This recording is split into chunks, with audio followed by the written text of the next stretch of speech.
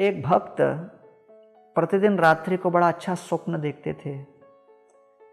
स्वप्न में देखते थे कि वो अपनी भक्ति की यात्रा कर रहे हैं।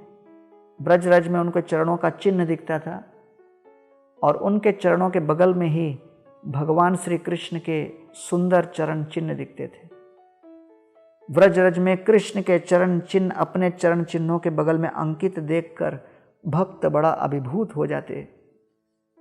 एक दिन उनके जीवन में कुछ समस्याएं चल रही थीं।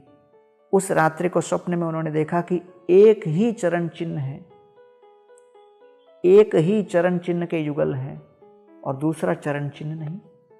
भयभीत हो गए, आर्तनाद करने लगे, प्रभु आपने मुझे छोड़ दिया क्या? तब प्रभु की ध्वनि प्रकट हुई।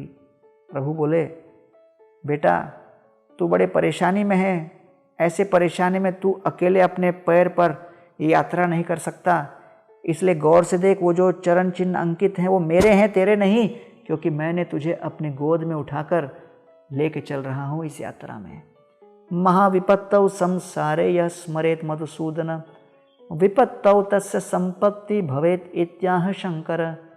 महान विपत्ति की परिस्थिति में जो व्यक्ति भगवान श्री कृष्ण का स्मरण करे, मधुसूदन का स्मरण करे, उसकी विपत्ति संपत्ति में परिवर्तित हो जाती है।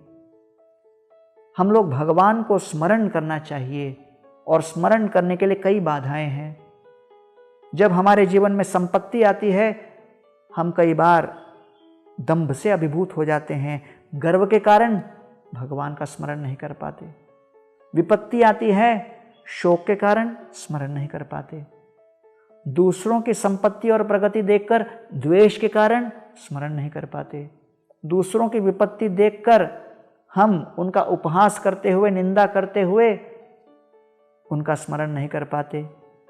तो भगवान कह रहे हैं कि मनुष्य जीवन का लक्ष्य अपने और दूसरों के संपत्ति और विपत्ति का विश्लेषण करने के लिए नहीं, लेकिन इस प्रकार के संपत्ति और विपत्ति के परिवेश के बीचों बीच कृतज्ञता पूर्वक जो संपत्ति और विपत्ति देने वाले व्यक्ति हैं, उस व्यक्ति भगवान श्री कृष्ण को कृतज्ञता पूर्वक स्मरण करो।